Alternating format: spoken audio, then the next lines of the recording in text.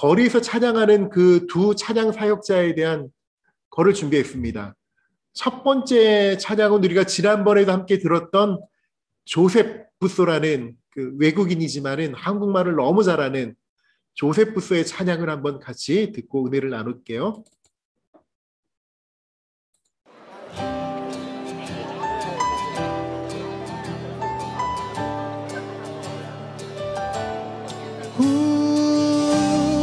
성령님 이곳에 나타나 주세요. 가장 높은 곳에서 가장 낮은 곳으로 찾아오셨네. 날 살리려고 영원한 죽음에서 영원한 생명으로 구원하셨네. 할렐루야. 그 사랑으로 그의 상함으로 나의 영혼 주 나를 사랑해. 그 은혜로 그의 희생으로 나의 영혼 주 안에서 자유해. 아멘. Come on, we give it to you, Lord. We give it to you, Lord. 가장 높은 곳에서 가장 높은 곳에서 가장 낮은 좌우로 찾아오셨네. 나 살리려고 영원한 죽음에서 Come on. 영원한 생명으로 구원하셨네. 주 은혜로 그 사랑으로 그의 상함으로 나의 영혼 주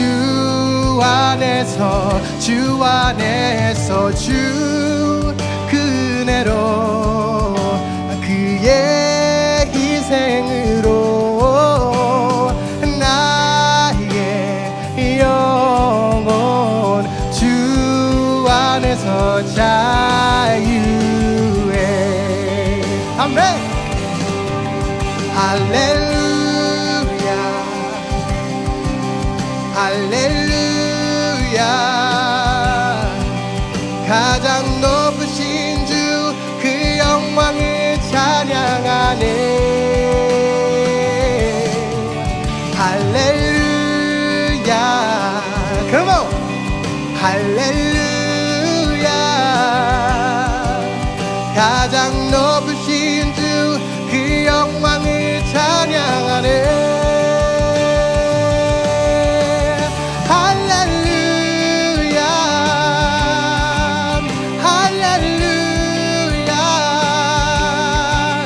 가장 높으신 주 그 영광을 찬양하네. 할렐루야 할렐루야. 가장 높으신 주 그 영광을 찬양하네. 그 사랑으로 그의 상함으로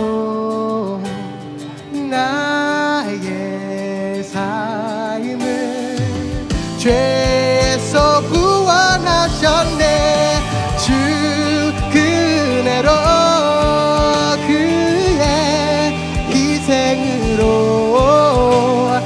나의 영혼 주 안에서 자유해.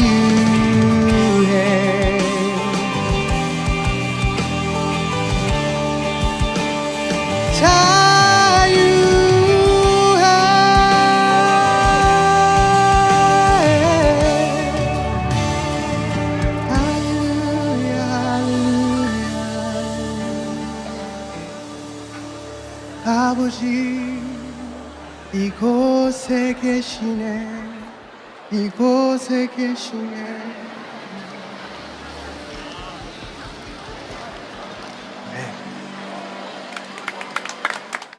첫 번째 찬양이었습니다. 조세프소라는 그 한 청년, 정말로 길거리에서 하나님을 찬양하는 그 모습이 너무나 우리에게 도전이 됩니다. 찬양이라는 것은 그냥 단순히 내가 노래를 하는 게 아니고 살아계신 하나님 앞에 영광을 돌리는 행위이기 때문에 주변에 사람들이 많든 자기를 어떻게 쳐다보든 사실은 그게 중요한 게 아닙니다. 그런 마음으로 우리도 나중에 기회가 되면 하나님을 이처럼 찬양하면 참 좋을 것 같습니다. 두 번째 곡은 같은 버스킹인데요. 오직 주의 사랑에 매여라는 찬양입니다. 같이 한번 보도록 하겠습니다.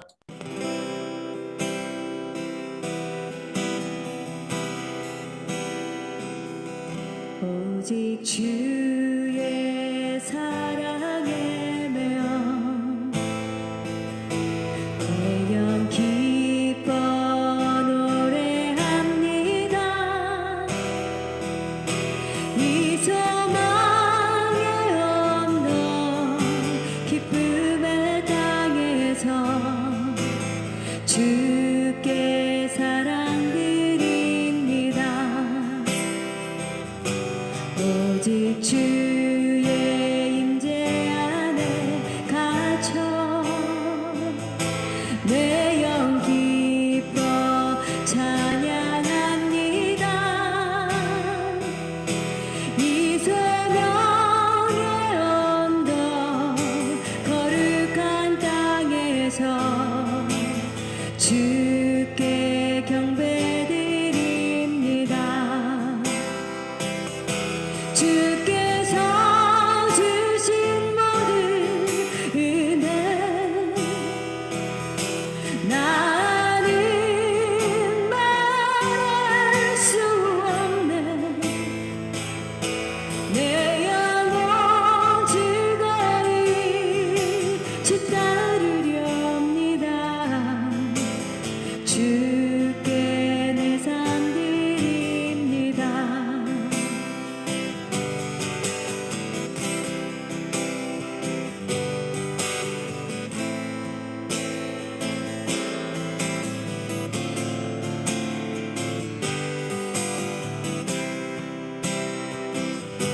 오직 주의 사랑에 매여 내 영 기뻐 노래합니다. 이 소망의 언덕 기쁨의 땅에서 주께 사랑드립니다. 오직 주의 임재 안에 갇혀 내 영 기뻐 찬양합니다. 이 소명의 언덕 거룩한 땅에서 주께 경배드립니다. 주께서 주신 모든 은혜 나는 말할 수 없네. 내 영혼 즐거이 주 따르렵니다.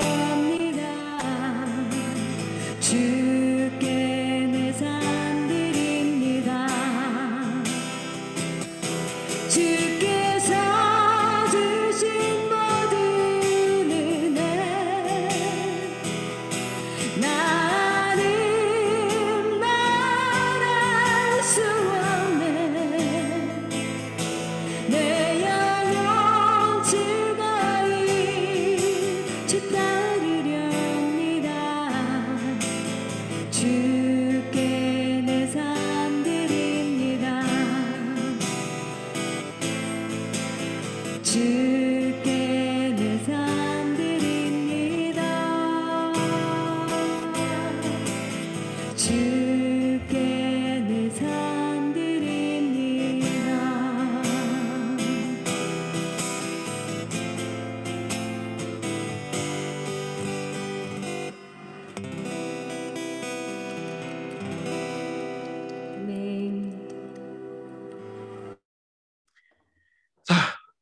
잘 들으셨습니까? 예.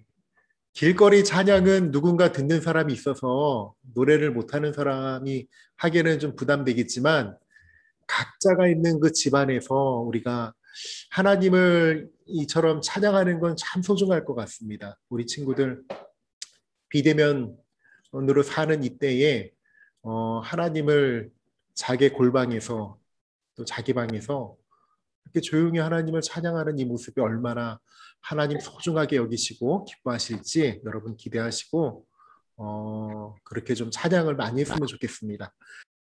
같이 한번 예배를 진행하도록 하겠습니다.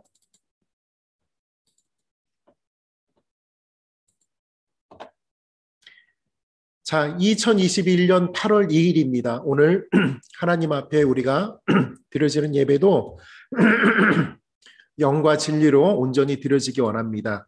먼저 우리 한 30초 동안에 우리 주변을 한번 정리를 하고 조용히 눈을 감고 하나님을 묵상하면서 오늘 우리가 드려지는 이 비대면 예배도 하나님 온전히 드려지기 원합니다. 우리의 모든 찬양과 예배를 받아주옵소서. 우리 마음을 다해서 한번 조용히 기도하며 나아갑니다. 아멘. 다 함께 사도신경으로 우리의 신앙을 고백하겠습니다. 시작. 전능하사 천지를 만드신 하나님 아버지를 내가 믿사오며 그 외아들 우리 주 예수 그리스도를 믿사오니 이는 성령으로 잉태하사 동정녀 마리아에게 나시고 본디오 빌라도에게 고난을 받으사 십자가에 못 박혀 죽으시고 장사한 지 사흘 만에 죽은 자 가운데서 다시 살아나시며 하늘에 오르사 전능하신 하나님 우편에 앉아 계시다가 저리로서 산 자와 죽은 자를 심판하러 오시리라. 성령을 믿사오며 거룩한 공예와 성도가 서로 교통하는 것과 죄를 사하여 주시는 것과 몸이 다시 사는 것과 영원히 사는 것을 믿사옵나이다. 아멘. 오늘 대표 기도는 우리 부장 선생님께서 해주시겠습니다. 다 함께 기도합니다. 자, 다 같이 기도하겠습니다. 사랑해 주님 감사합니다. 하나님께서 오늘도 어김없이 저에게 또 하루라는 날을 주시고 또 예배에 참석하고 말씀을 듣고 찬양을 들을 수 있는 이런 귀한 시간과 또한 이런 환경들을 허락하심을 감사합니다. 비록 비대면을 통하여서 우리가 힘든 상황 속에 있지만 그 상황도 언젠가는 또 회복이 될 것이고 이 상황 속에서 우리가 지혜롭게 회복되기를 간절히 원하고 소망합니다. 많은 아이들이 참석하지 못했지만 각자의 삶들 속에서도 하나님을 잊지 않고 오늘 찬양한 또 형제와 자매처럼 어디서 나를 알아보는 것이 아니라 오직 하나님만을 찬양하며 그렇게 묵묵히 나아가는 우리 귀한 중고등부 친구들이 될 수 있도록 인도하여 주시옵소서. 각자들이 또 방학을 하고 계획들을 갖고 있을 줄 압니다. 그 계획 가운데 내가 신앙적으로 어떻게 더 성장해 나가고 하나님 어떻게 만나고 하나님께 나가야 될지를 고민하고 나갈 수 있는 우리 귀한 우리 중고등부 친구들이 될 수 있도록 인도하여 주시옵소서. 말씀을 들을 때 또 찬양을 들을 때 우리의 마음과 영이 새롭게 하여 주시고 건강한 육체와 건강한 정신을 허락하여 주시옵소서. 예수님의 이름으로 기도합나이다. 아멘. 아멘. 자, 오늘 목사님 준비한 그림 묵상은 이런 겁니다. 같이 한번 볼까요? 제목이 이겁니다. 주님을 괴롭히세요. 응답하실 때까지. 밑에 그림을 보면은 예수님과 한 친구가 지금 서로 대화하는데 한 친구가 그럽니다. 주님, 제발 저 좀 도와주세요. 제발, 제발. 그렇게 막 괴롭히는 거예요. 그랬더니 주무시던 예수님께서 야, 알았으니까 잠 좀 자게 해줘라. 이제 막 그런 내용입니다. 이게 뭘 의미하냐면 우리가 하나님 앞에 기도를 하지 않습니까? 평소에 뭐 특별한 일이 없고 뭐 어려움이 없을 때 드리는 기도는 뭐 그냥 평안한 기도겠죠. 하지만 우리가 정말 급할 때, 위급할 때 정말 이건 하나님만이 나를 도와주실 수 있다라고 생각될 때 우리가 기도를 하면은 그 기도는 되게 절박하고 간절한 기도가 될 겁니다. 그런데 이 그림처럼 끊임없이 예수님을 막 귀찮게 할 정도로 여러 번 기도를 하고 응답될 때까지 기도하는 그 이유는 뭐냐면 우리의 내면에 깊은 그 하나님과 신뢰가 있는 거예요.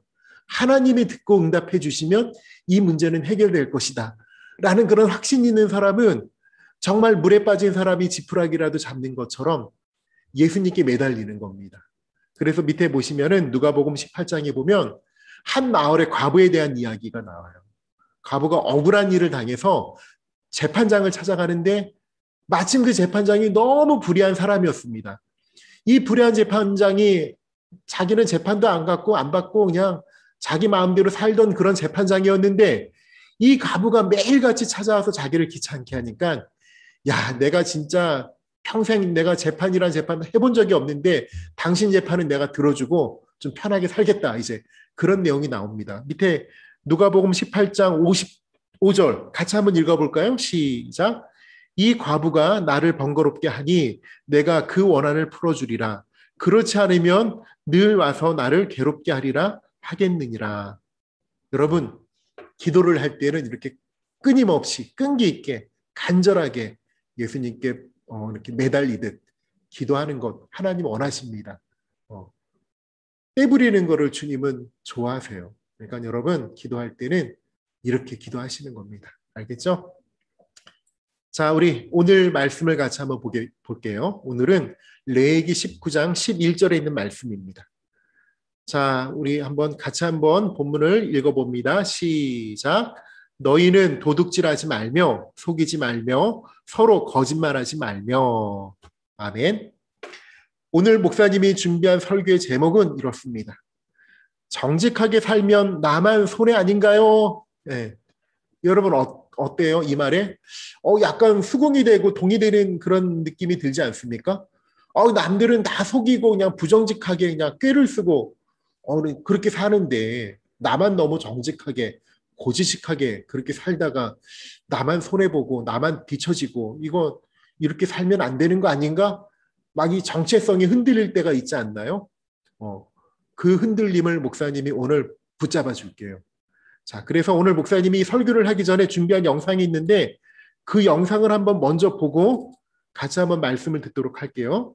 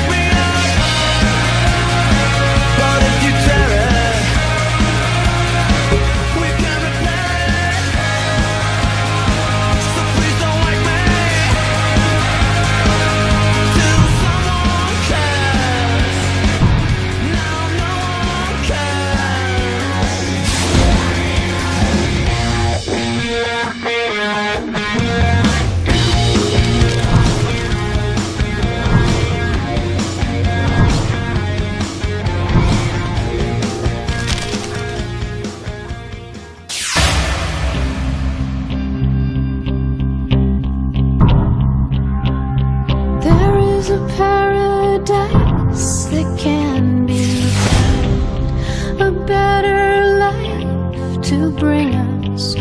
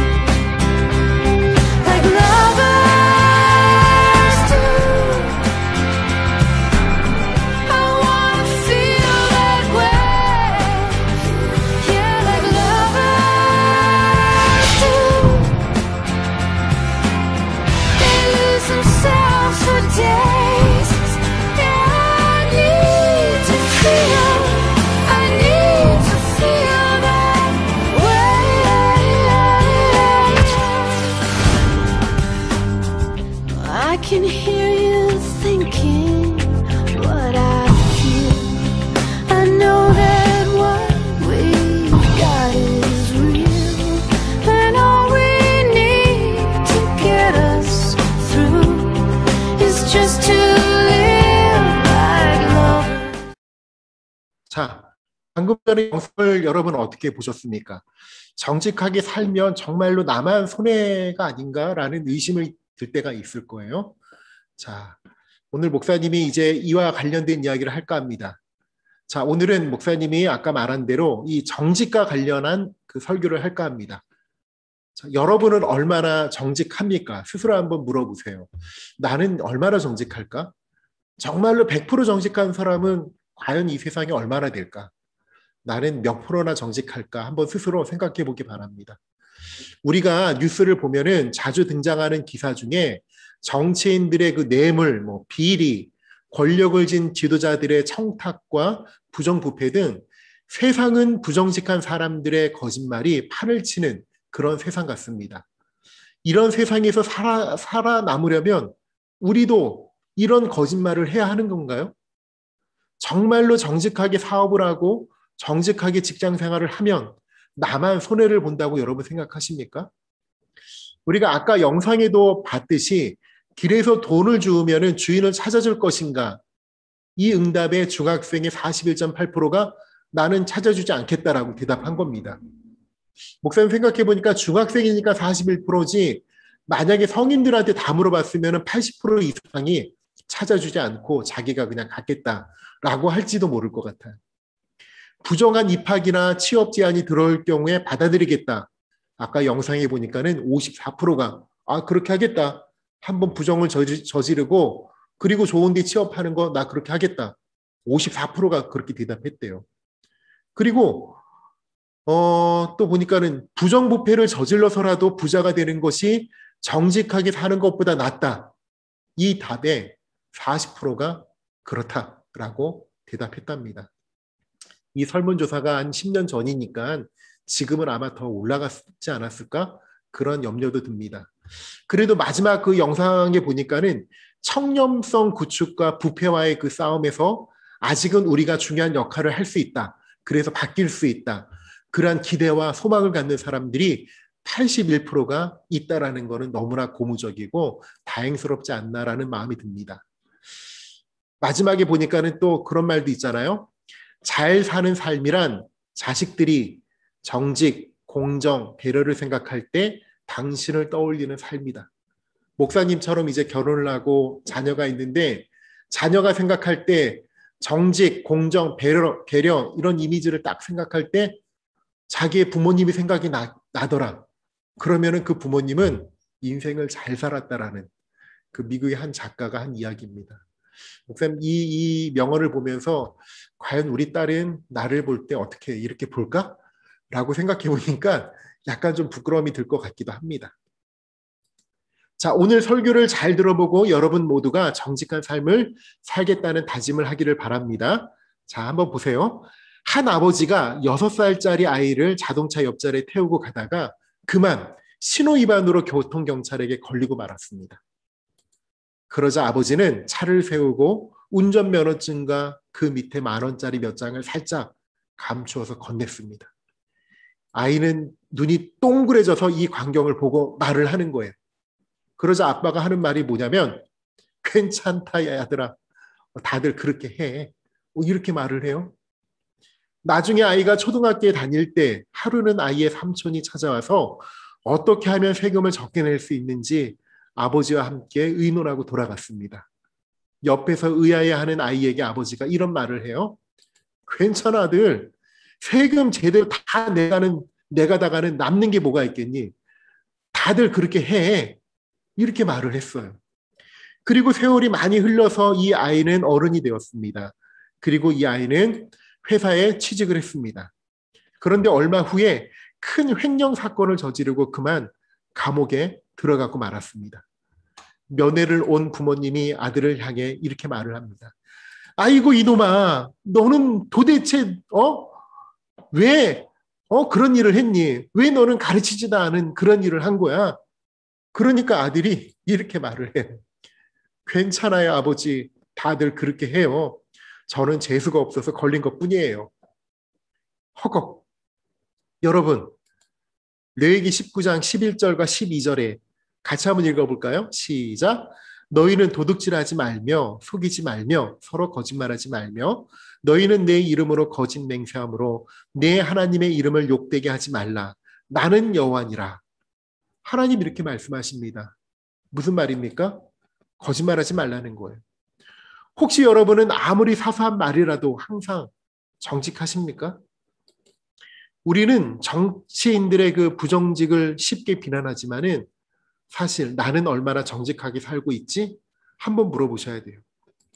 잘못이 드러나도 끝까지 모른다, 기억이 안 난다, 그렇게 죄를 인정하지 않고 사과하지 않는 사람들이 있습니다. 그리고 길거리에 보면 이런 거 많이 보셨죠, 여러분? 2월 상품, 긴급 대처분, 업종 변경, 완전 정리, 1년 내내 붙어있는 이 상가들, 또 음식점들, 원조 싸움, 그럴싸한 핑계와 변명으로 약속을 어기는 경우들이 얼마나 우리 주변에 많습니까? 우리는 살아가면서 의도적이든 아니든 거짓말을 수없이 하고 삽니다. 사람들은 거짓말을 잘해서 위기를 피해가는 것이 세상 사는 지혜라고 말합니다. 그 말이 여러분 사실일까요? 하나님이 요구하시는 정직은 그럼 어디까지일까요? 여러분, 하나님은 삶의 모든 영역, 모든 행동과 말에서 온전히 정직하라고 우리에게 명령하십니다. 솔직히 여러분, 누구든지 처음부터 큰 거짓말이나 큰 죄를 짓는 사람은 없습니다. 그러나 바늘도둑이 소도둑된다는 속담처럼 농담으로 한 거짓말이나 선의의 거짓말, 사소한 거짓말이 결국에는 돌이킬 수 없는 무서운 결과를 가져오게 됩니다. 우리 사회에서는 거짓말을 큰 죄로 여기기보다는 전술과 전략으로 생각하는 경향이 있습니다. 그래서 조금씩 거짓말을 섞어서 정치를 하고 사회생활을 하고 선의의 거짓말로 인간관계를 유지를 합니다. 목적을 위해서 수단을 정당화한다는 이야기입니다.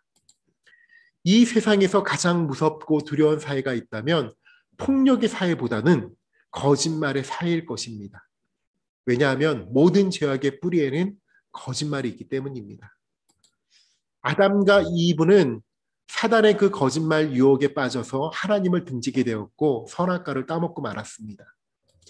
이후에 인간은 언제나 이 거짓말의 위험과 유혹 속에서 살아가게 되었어요. 임기응변에 능하고 말만 잘하는 사람들로 인해서 오히려 솔직하고 정직해서는 손해보고 당하는 경우가 많아졌습니다. 솔직히 그게 사실이에요. 그러면 부정직한 행동을 부추기는 이유는 또 뭐가 있을까요? 그것은 탐욕과 하나님이 공급해 주시고 채워주실 것을 믿지 못하는 두려움, 그리고 재정적인 어려움, 주변의 압력 등 때문에 우리가 거짓말을 합니다. 아무리 사소한 부정직도 죄이고 하나님과의 관계를 침해합니다. 여러분, 사탄의 가장 오래된 전술이 바로 거짓말이고, 그리고 사탄이 가장 좋아하는 것이 서로 거짓말로 신뢰하지 못하고 의심하는 겁니다. 출애굽기 20장 16절에 보면은 내 이웃에 대하여 거짓 증거하지 말라 이렇게 말씀하십니다. 이 말씀은 10계명의 제9번째 계명인데 이것은 인간관계를 깨트리는 것이 바로 거짓말이기 때문에 하나님께서 거짓 증거하지 말라고 우리에게 금지하신 겁니다. 인간관계에서 가장 중요한 것은 신뢰인데 거짓말은 이 신뢰를 근본적으로 흔들어 버립니다. 사탄은 인간을 파탄시킬 때 대수롭지 않게 여기게 하는 덫이 있습니다. 뭐냐면 이런 겁니다. 네이버 어때? 누구나 하는데 이 정도쯤은 하나님도 용서해 주실 거야. 그렇죠. 또 이런 겁니다. 딱 한 번이니까 살아남으려면 어쩔 수 없어. 또 이런 말도 있대요. 아무도 보지 않으니까 문제 없겠지. 회개하면 되겠지. 난 이미 구원을 받았으니 괜찮아. 이런 이야기 여러분 많이 해봤죠. 전형적인 썬데이 크리스찬이 드리는 그 이기적이고 형식적인 기도는 이런 게 있답니다. 주님이 제게 십자가를 지라고 하시면 기꺼이 지겠습니다. 그 대신 짐꾼을 사서 대신 지도록 해주세요. 이 말이 됩니까, 여러분? 또 제가 정직하게 살라고 하셨죠. 제게 단 장사할 때, 사업할 때만은 예의를 해주세요. 이렇게도 말합니다. 또 주님이 물질을 바치라고 하면 기꺼이 바칠 것입니다. 그러나 액수가 중요한 것은 아니잖아요. 참, 이런 말 어이가 없죠. 또 체면을 유지할 정도의 헌금을 드릴 테니 주부에 꼭 이름을 넣어 주위 사람들에게 알려주세요. 이렇게 말하는 사람도 있대요. 여러분, 사탄의 이러한 거짓말 전술에 넘어가지 않기 위해서는 여러분, 먼저 우리가 말씀으로 거듭나서 우리의 마음이 깨끗해져야 합니다. 그리고 우리 입술의 훈련을 통해서 바른 말, 지혜로운 말을 해야 합니다. 정직하게 사업할 수 없고 정직하면 손해만 보고 정말 경쟁력이 없을까요? 정직하면 기업이 망할까요? 여러분, 그렇지 않다는 겁니다. 정직해서 망하는 것이 아니라 경영을 잘 못해서 망하는 겁니다. 다른 이유가 있어서 망하는 거예요. 오히려 정직하면 경쟁력이 있습니다.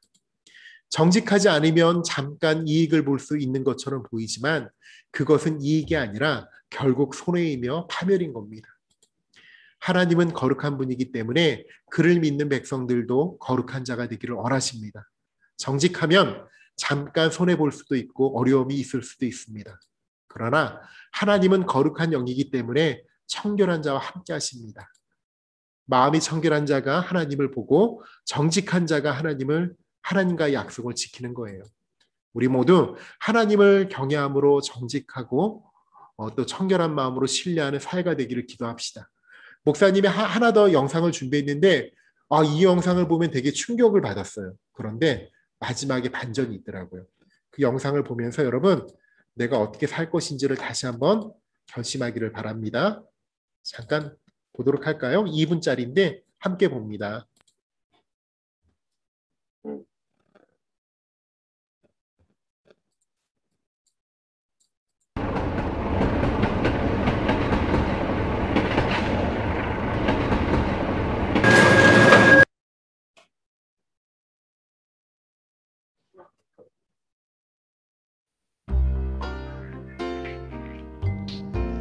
We prepared 100 paper bags for the experiment. The paper bags contained wrapped gifts with GPS devices put inside and placed on board 100 subway cars on Seoul Subway Line 1. We wondered how many paper bags were going to be 여러분도 한번 맞춰보세요. 어떤 결과가 나올지. be.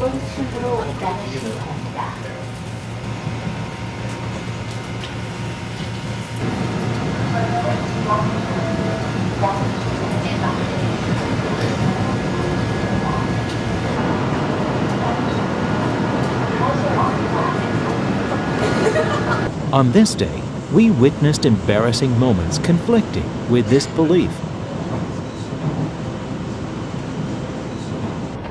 One by one, the bags were removed from the subway cars.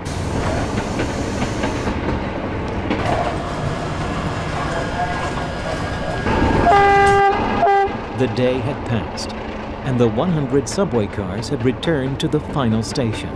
How many of the bags returned untaken?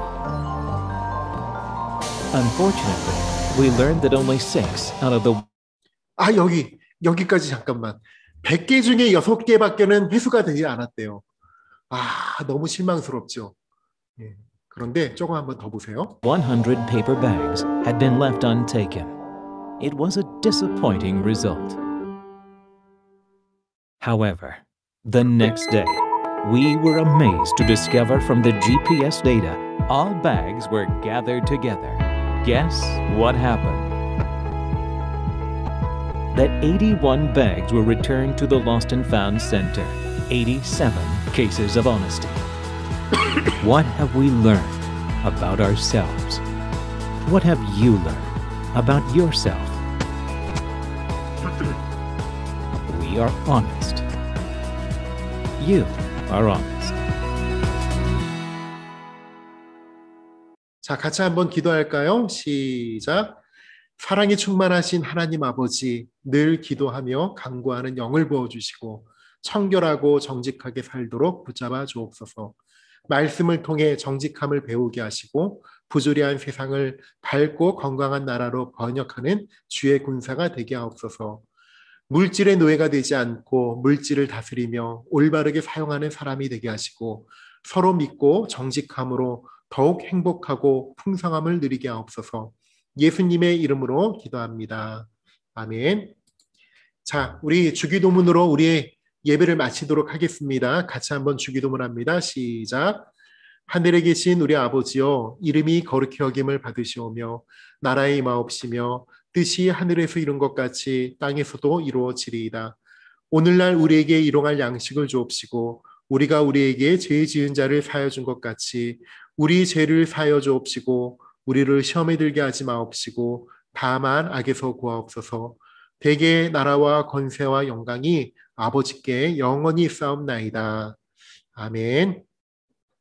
자, 오늘 광고는 간단합니다. 여러분, 이 포스터를 우리 교회 담임 목사님이 직접 만들어 주신 거예요. 잘 만들었죠. 2021년 중고등부 수련회가 준비되어 있는데 제목을 목사님이 이렇게 정했습니다. 언택트로 하나님과 소통하기. 비대면으로 하나님과 소통하기. 우리는 꼭 교회를 나와야만 하나님이 계시다라고 생각하지만 하나님은 어디나 함께 하십니다. 어디나 계십니다. 눈에 보이지 않지만 우리는 늘 하나님과 함께 할 수 있기 때문에 사실은 언택트가 아니에요. 항상 대면으로 우리는 하나님과 소통이 가능합니다. 하지만 이제 요새 우리가 줌으로 예배를 드리니까 언택트라고 이렇게 정해봤습니다.